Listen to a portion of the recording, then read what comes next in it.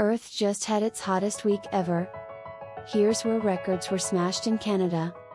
The world just had the hottest week on record and is now entering into uncharted territory, according to the World Meteorological Organization based on preliminary data.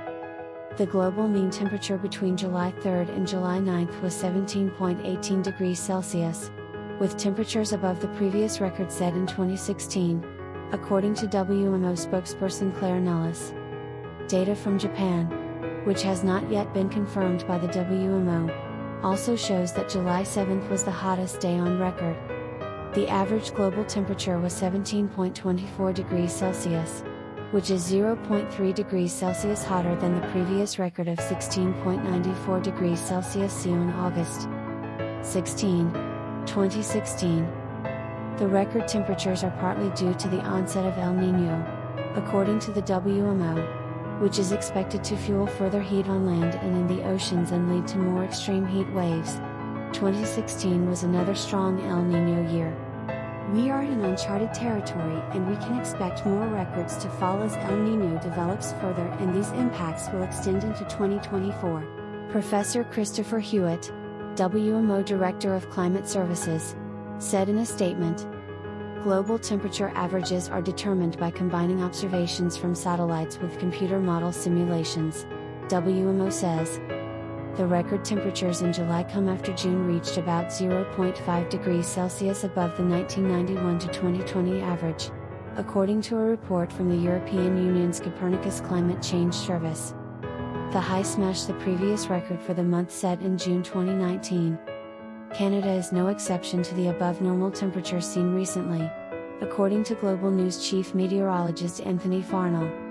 He noted records have recently been broken in the Northwest Territories, with temperatures reaching 37.9 C, the farthest north such a temperature has ever been recorded. It beat the previous record by almost 3 C, Farnell said. Salinity changes threatening marine ecosystems. A groundbreaking study published today reveals the critical yet severely understudied factor of salinity changes in ocean and coastlines caused by climate change. The study was co-authored by an international team of researchers, including Drive, Cliff Ross, University of North Florida biology chair/professor, and Drive, Stacey Trevathan-Tackett, UNF Biology Graduate Program alum and research faculty member at Deakin University in Australia. Changes in salinity, or salt content, due to climate change and land use can have potentially devastating impacts on vital coastal and estuarine ecosystems, yet this has rarely been studied until now. This new research provides valuable insights into the threats posed by anthropogenic salinity changes to marine and coastal ecosystems and outlines consequences for the health and economy of local communities in oftentimes densely populated regions. The research team looked at how climate change-related variations in rainfall as well as local human-made impacts can lead to extreme flood and drought events, affecting freshwater availability and impacting salinity in sensitive ecosystems. As sea levels rise, saltwater inflows in coastal and low-lying areas can also cause devastating impacts. Certain groups such as microorganisms, plankton, coral, mangroves, tidal marshes, macroalgae and seagrass are most at risk and can quickly face ecosystem collapse. The researchers warned that salinity changes are predicted to intensify alongside ocean warming, and they stress the urgency of immediately addressing these salinity challenges to safeguard marine and coastal ecosystems and biodiversity. The EU just backed a major nature conservation law. The European Union's Parliament on Wednesday backed a major plan to protect nature and fight climate change in a cliffhanger vote that had the 27-nation bloc's global green credentials at stake.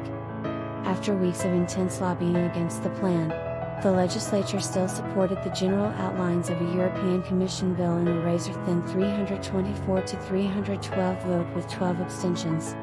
The plan is a key part of the EU's vaunted European Green Deal that seeks to establish the world's most ambitious climate and biodiversity targets and make the bloc the global point of reference on all climate issues. The vote marks a significant milestone in our commitment to fulfilling the Green Deal, said MEP Mohammed Chahim of the Socialist Group. The plans proposed by the European Commission, the EU's executive branch, set binding restoration targets for specific habitats and species, with the aim to cover at least 20% of the region's land and sea areas by 2030.